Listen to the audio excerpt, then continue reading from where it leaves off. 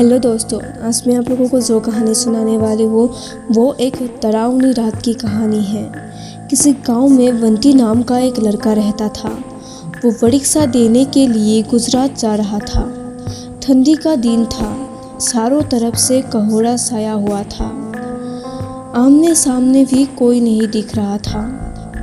पूरे 15 घंटे के बाद वो गुजरात पहुंच गया था।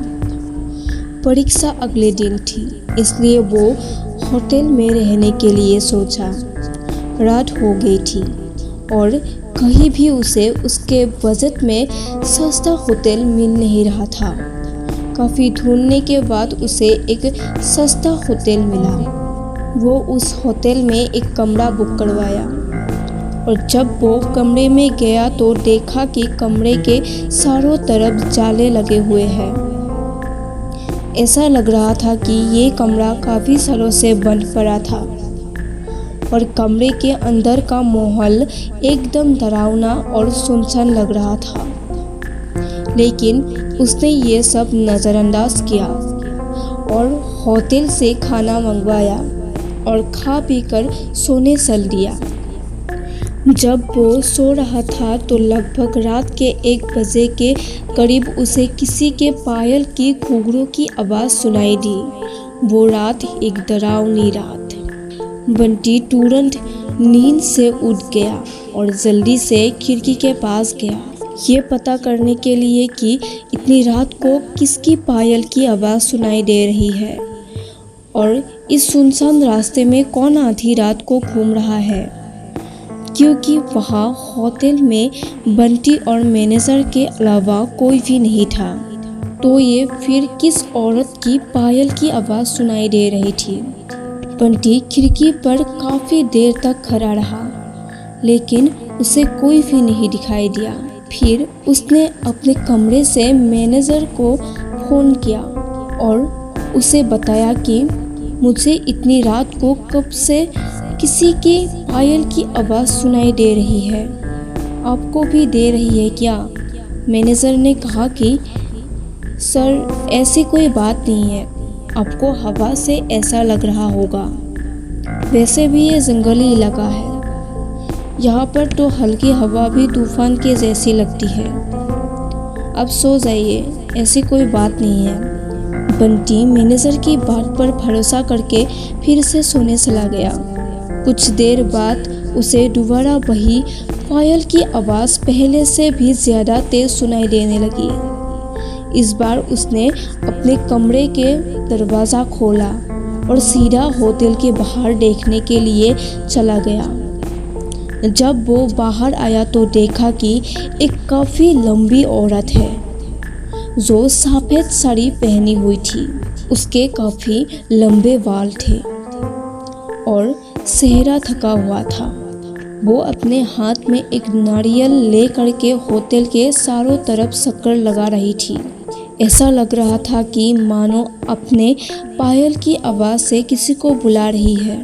बंटी दौड़कर उसके पास गया कि कौन है ये औरत जो इतनी रात को यहाँ घूम रही है। लेकिन वो तुरंत ही गायब हो गई और चारों तरफ कोहरा ही कोहरा फैल गया। बंटी भी थोड़ा घबरा गया क्योंकि जिस औरत को वो सामने से देखा था अब वो दिखाई नहीं दे रही थी। बंटी अपने होटल में वापस जाना चाहा, लेकिन फिर उसे दोबारा पायल की आवाज़ सुनाई देने लगी। बंटी अब उसे ढूंढते हुए जंगल की ओर जाने लगा। चलते चलते वो अपने होटल से इतनी दूर आ गया, उसे पता ही नहीं चला। फिर उसने उस घने जंगल में कुछ ऐसा देखा कि उसका दिल दहल गया। उसने देखा कि उस औरत ने एक पीपल के पेड़ के नीचे 500 लाश रखी थी और बारी बारी से एक एक को नोच नोच कर खा रही थी। उसका मुंह खून से लथपथ था और चेहरा भी एकदम डरावना था। बंटी जब ये सब देखा तो उसके पाँव तले जमीन खिसक गई। ये सब नज़ारा देखते ही उसे डर के साथ साथ रोना भी आने लगा कि वो सुड़ैल अब मुझे भी मार देगी। क्योंकि अपने पायल की आवाज़ से यहाँ तक तो मुझे लेकर आई है।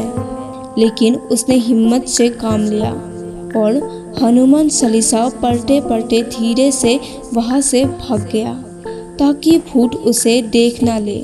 लेकिन भूत तो भूत होते हैं। बंटी जैसे ही वहाँ से भागने की कोशिश किया, वो चुड़ैल अचानक उसके सामने आ गई और उसे इशारों से अपने अड्डे पर ले जाने लगी, जहाँ पर उसने लाशें रखी थी। बंटी हनुमान जी जाप करके इतनी तेजी से वहाँ से भागा कि मानो जैसे उसके अंदर किसी की शक्ति आ गई हो। भागते भागते सीधा वो अपने होटल वापस आ गया। वहाँ थोड़ी देर रुका तो उसे एक आदमी दिखाई दिया। उसे देखकर ऐसा लग रहा था कि ये अच्छा आदमी है। वो बंटी के पास आकर बोला, अरे भाई, क्या हुआ तुम्हें? इतना डरे हुए क्यों हो? बंटी ने सारा किस्सा उस आदमी को सुनाया तो उसने बताया कि भाई, तुम बहुत हिम्मत वाले हो कि आज तुम बच गए। वो भूत किसी को भी नहीं छोड़ती। और तुम इस होटल में क्या कर रहे हो? इसको तो बंद हुए काफ़ी साल हो गए। बंटी जब उस आदमी का इतना बात सुना तो उसका डर कर मारे पसीने निकल आए। फिर वो आदमी बताने लगा कि इस होटल में बहुत साल पहले एक लड़की के साथ 4-5 लड़के उसका भयानक तरीके से रैप करके मार दिए थे।